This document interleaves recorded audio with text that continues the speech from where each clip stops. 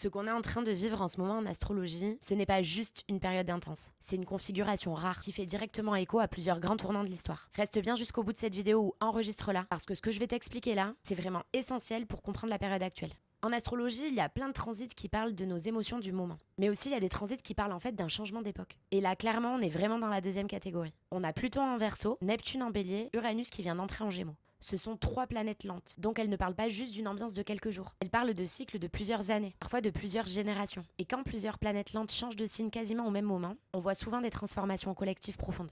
Dans la société, la technologie, les croyances, les systèmes politiques, la manière de communiquer et même la manière de penser. Pluton en Verseau, déjà ça c'est pas rien. Pluton met environ 248 ans à faire le tour du zodiaque. Donc son retour dans un signe marque toujours une période très profonde de transformation collective. La dernière fois que Pluton était en Verseau, c'est à la fin du XVIIIe siècle, entre 1777 et 1798. Et concrètement, on est dans une période de révolution majeure. Il y a la Révolution américaine, puis la Révolution française, la diffusion des idées des Lumières, la remise en question des monarchies, des privilèges, des systèmes de pouvoir de l'époque, où certaines idées deviennent suffisamment importantes pour transformer les structures collectives. Avec Pluton en Verseau, des systèmes qui semblaient intouchables peuvent être vraiment remis en question par le collectif, par les idées, par des mouvements sociaux, par les nouvelles visions de la société. Neptune en Bélier maintenant. Neptune met environ 165 ans à faire le tour du zodiaque. Et son dernier passage en Bélier remonte de 1861 à 1875. Neptune, c'est la vision, l'imaginaire collectif, les idéaux, les croyances. Et le Bélier, lui, c'est l'élan, le combat, l'impulsion, le fait d'ouvrir des voies. Donc Neptune en Bélier, ce n'est pas juste rêver d'un nouveau monde. C'est croire tellement fort en une vision qu'on veut agir pour elle, se battre pour elle, parfois même prendre des risques pour elle. La dernière fois, on est notamment dans la période de la guerre de sécession aux États-Unis, avec des tensions idéologiques très fortes autour de la liberté, de l'esclavage, de l'avenir d'un pays et de ce qu'une société doit accepter ou non. On est aussi dans une période où de nouveaux idéaux sociaux, politiques et spirituels prennent de la force. Neptune en Bélier peut donc donner des visions très puissantes, mais aussi des croisades idéologiques, des élans collectifs, des mouvements portés par l'idée qu'il faut ouvrir une nouvelle voie.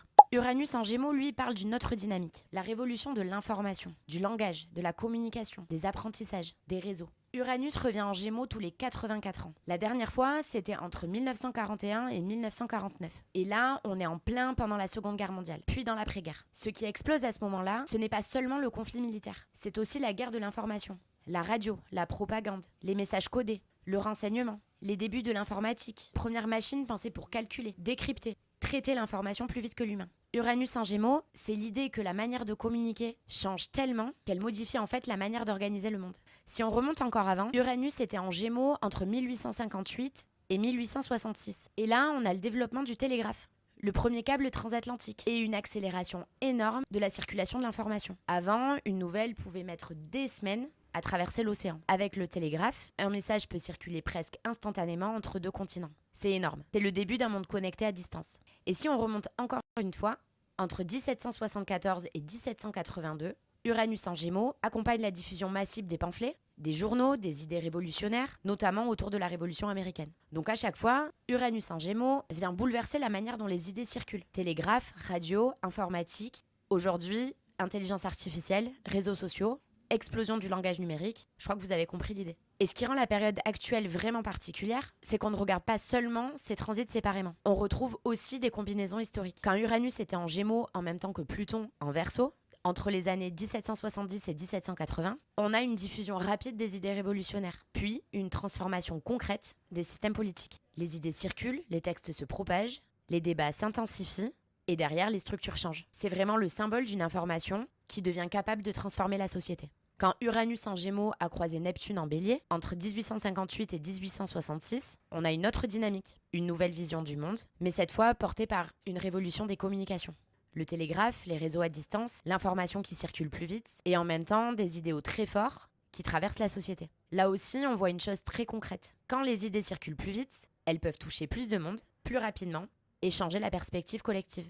Aujourd'hui, on a une superposition de ces dynamiques. Neptune en Bélier crée de nouvelles visions, de nouveaux élans, parfois même de nouvelles croyances collectives. Uranus en Gémeaux diffuse ces visions à une vitesse folle grâce aux réseaux sociaux, à l'intelligence artificielle, nouvelles technologies, au nouveau langage numérique. Et Pluton en Verseau transforme les systèmes collectifs en profondeur. La technologie, les communautés, les rapports de pouvoir, les modèles sociaux, les institutions, les manières de vivre ensemble. Concrètement, ça donne quoi dans notre époque ? Ça donne l'explosion de l'intelligence artificielle, la transformation des métiers, la mutation du langage, la vitesse à laquelle les idées circulent, les remises en question de l'éducation, des médias, du travail, de l'information, de la vérité même.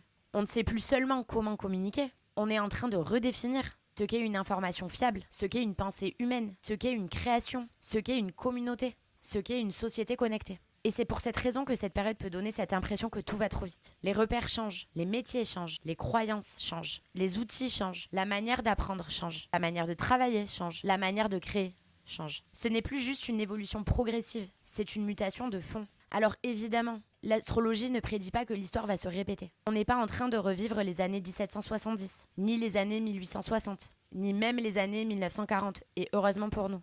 Mais on retrouve des thématiques similaires. Révolution de l'information, transformation des systèmes, naissance de nouveaux idéaux, accélération de la communication, bascule collective. La différence, c'est qu'aujourd'hui, tout va beaucoup plus vite, parce qu'on vit déjà dans un monde globalisé, numérique et instantané.